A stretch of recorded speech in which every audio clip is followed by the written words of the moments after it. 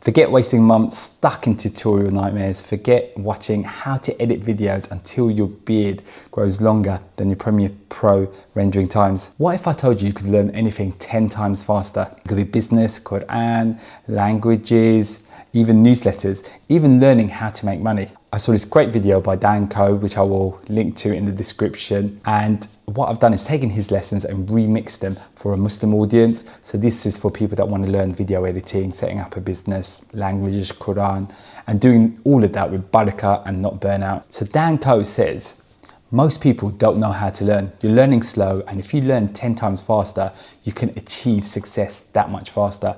This was like a really kind of light bulb moment for me, and like a really kind of jolt to the system. Because if we're honest, most of us think we're learning.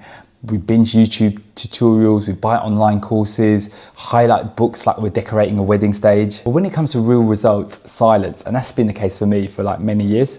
For Muslims, time is precious. It's not just a currency of the Dunya, it's also a currency for us to build our akhirah, our life hereafter. The first thing, and that's project-based learning. So Dan Koe says the best way to learn is to build a real-world project and only search for information when you need it. This is the first thing you should do. Start building. Don't wait for the perfect time. And this is a lesson that, I wish I'd taken earlier. I thought I knew everything about creating a YouTube channel after binging YouTube videos, courses on social media, following people. But when I made my first video, it was a whole different story. You have to know how to record the video, upload the video, thumbnails, descriptions, titles, setting tags, all of those sort of things. However, that's when the real learning happened, not in the course, but by actually doing and applying what the course was telling me. It's like riding a bike, you don't learn balance by reading about it. You learn by wobbling, falling, trying things out, and then just getting back up as soon as you can. It's like trying to learn wudu from a diagram. You don't really get it until you accidentally splash the whole bathroom lots of times. The next thing is the trap of tutorial nightmare. I bought so many online courses. Honestly, I could open up a whole library with the amount of login emails I've got. How many did that actually finish? Very few.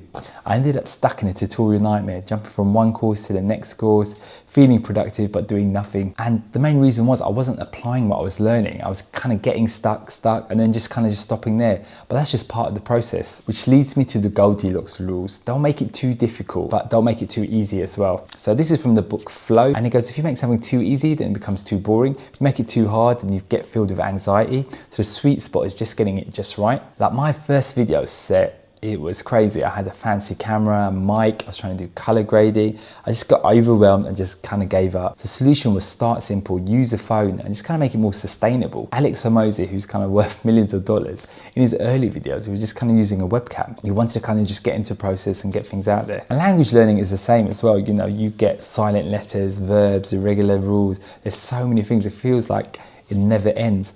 But that's the point. The struggle is normal. That's just a normal part of learning. And that kind of never really kind of stops. And that's how you know you're making progress. When I was kind of doing some sort of online course, I would get really frustrated when I hit issue after issue after issue. And I just thought I didn't have the skills to do this thing. However, that's the wrong mindset. This is normal. This is just a constant struggle of learning something, anything new. The way I like to think about it is like a learning cycle. So you learn something, you apply what you learn, you get some struggle, and then it becomes easier. And you need to give it some months as well before you kind of get to that stage. But that's where the advantage is. It's if you can deal with those things and be consistent and keep trying to work through these kind of roadblocks and things like that, that's where the advantage is, and that's where you're going to beat other people and actually kind of make some real progress. I mean, you can't learn Surah Baqarah just in one night and just try and memorize it. Even the scholars would say, relax bro, start with Surah Ikhlas first, which is one of the most shortest surahs. Or if you're trying to run a marathon when you've only ever kind of run to the local chai place, that's just too much. Another thing is you won't feel like doing the work. You usually have like lots of energy at the start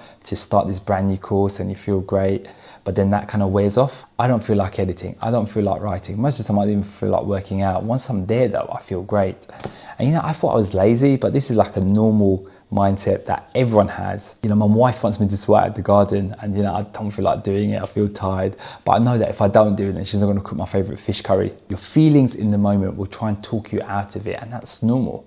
Everyone feels like that. Your body is just trying to protect itself from effort. It wants comfort, but comfort doesn't build anything. So what do? You train your focus. And there's a great book by Suzanne Jeffers called Feel the Fear and Do It Anyway. And I know it sounds a bit corny, but honestly, this book is really good. And one of the things she talks about is you have this internal chatter box. So you need to kind of keep saying reminders to yourself to try to kind of get over it. So if you're trying to do something, that chatter box kind of comes in. So one of the things I'll say to myself is, I will not fail if I do not quit. Consistency guarantees success. If you keep saying those things or certain things like that, some people use other terms like mantras and things like that, but as Muslims we need to be careful what terms we use as well. And so yeah, I just kind of call them simple reminders, and I kind of try and say them every day just to kind of program my mind. It also helps to have anchors such as like a vision board, anti-goals, and like a strong why as well, and just kind of keep coming back to those. But honestly, the best thing I've done is using a timer. The 25-minute Pomodoro session is a game changer. And also 25 minutes doesn't seem like that long, and I take breaks in between, and during my breaks I just watch a little bit of YouTube or something like that, and I kind of get that little kind of nice bit of fun time in between sessions. So I'm kind of working towards that sort of bit of fun time. So it's 25 minutes and I've got a little bit of fun time. And that kind of really helps and kind of motivates me to kind of do those sessions. And another thing is that you have to cut out distractions and focus on one thing at a time. Like make sure your phone is not next to you, move it a bit to the side. Salah is a perfect like analogy to this as well. You know, you don't wait until you feel like praying. You just hear the azan, you get up, you pray. You know, same for work as well. You don't want to wait for the mood, just start the timer and just start working. Because if I waited until I felt like working, I'd still be researching productivity on YouTube and just never getting anything done while eating my biryani leftovers. Another thing is technique stacking. Small wins compound. So Dan Koe says, start with what you know, let it expose gaps, try, fail, search, implement, repeat. And these kind of small wins will kind of build up momentum. Yeah, I love these sort of 1% gains or marginal gains from like the UK cycling team. So David Brailsford, he was quite sort of famous for setting that up, and just making those 1% improvements over time add up and become massive. And another thing I love learning about is triathletes and triathlons and ultra marathon runners, and how their mind works, how do they manage such kind of long, grueling races. And one person I've been reading about recently is the Iron Cowboy. He's known as James Lawrence. And he did 100 triathlons in 100 days, which is bonkers. I mean, it's a massive distance. And you don't just start doing that tomorrow. You have to start small. You have to rack up small wins and build up the fitness, the strategy, the technique, all of that sort of stuff. And then what happens is you start stacking skills. So you get a little bit better at editing, a little bit better at transitions in the video, a little bit better at business, a little bit better at the Qur'an, and if you just keep getting a little bit better on everything, it all kind of really builds up. For example, if you're learning a language, you just need a few words to get by. In Bengali, like you could just use the words cha and bat, which means tea and rice, and you can survive for the whole week, although you might end up putting on 5 extra kilograms. Another thing I like to talk about is pure focus and deep work with Barakah. So no skill grows in distraction, which is kind of something I spoke about before, but after Fajr is like a great time for you to just sit down and do your work. It's just like a golden time. And a lot of what I'm saying isn't rocket science. Like most of us already kind of know this. Salah and prayer times is a great reminder of this. When it is the prayer time and the call to prayer, the azan goes off, then you just have to get up and go and pray. And you know, there's no distractions, nothing else. It's just about focusing on your prayer, and you're just kind of in that moment. And we could kind of use that same mentality in our work and learning and building skills. Realistic deadlines really help learning. Dan Koe says you could probably learn something in 2 weeks that takes everyone else 6 months. Deadlines force you to act. Commit to a weekly letter, 1 video a week on YouTube. I was hesitant on setting deadlines as I was terrified I would miss the deadline and it put like too much pressure on me. It's okay if you miss a deadline. You know, I use that as an opportunity to understand why, try and understand what happened, why didn't you hit that deadline? And if you keep putting off deadlines, then things just don't get done. And that's happened to me as well, and things can just drag on for years and years and years. I mean, look at Eid day, like the night before you're able to iron your clothes, sort out your food, get your biryani, get your samosas made all in one night. Deadlines do make miracles happen. And the key thing is progress over perfection. You know, you miss days, you'll slip up. The key is consistency, not perfection.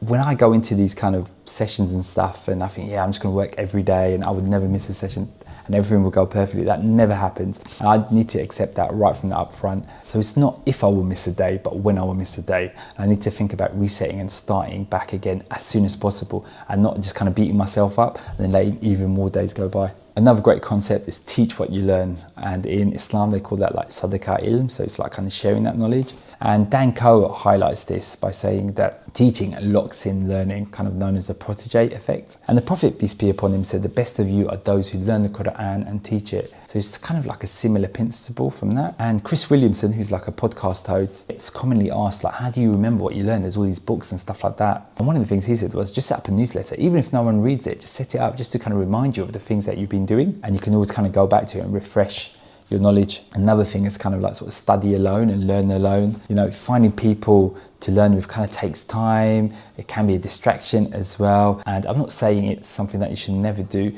And it's definitely useful to have sessions with other people, but to do the core work, it's pretty much most of the time you're doing it yourself. And I find, like, for example, if you're trying to go to the gym, you're trying to kind of arrange stuff, organize times, all of that sort of stuff. I like this concept that Cal Newport has, who's the author of Deep Work and Slow Productivity, which is there's this overhead tax. So when you're trying to arrange these things, there's all this kind of logistics and stuff you have to do, which just kind of burns energy and takes up time as well. So don't wait, just start working. The right people will come along, and when you need to, you can create those sessions. But I find it so important, like, you know, if you're not where you want to be, you have to put that work in yourself. And health and energy is so important to fuel your learning. The brain runs on sunnah habits. So this is like good sleep, clean food, hydration, exercise. And exercise is so important for your brain as well. It means you can do more, and you're going to perform better, your brain's going to perform better.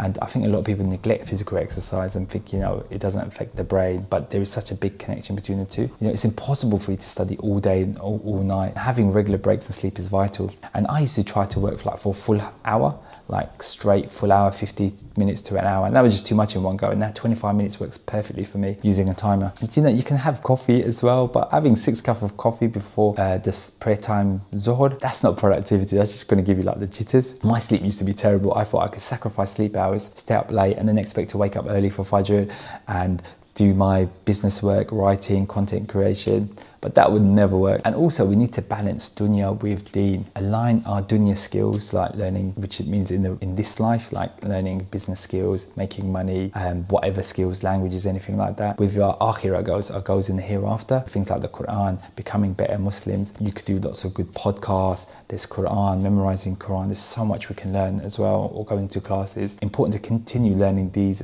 things as well, to get barakah and blessings amongst all the other things that we do. So remember, most people don't know how to learn, so don't be most people. Start with projects, avoid tutorial nightmares, stay in the Goldilocks zone, stack small wins, focus deeply, set deadlines, teach what you learn, build independence, fuel your body, and balance dunya with the deen. So what's the first skill you're going to work at, and what are you planning on starting? Please leave a comment below.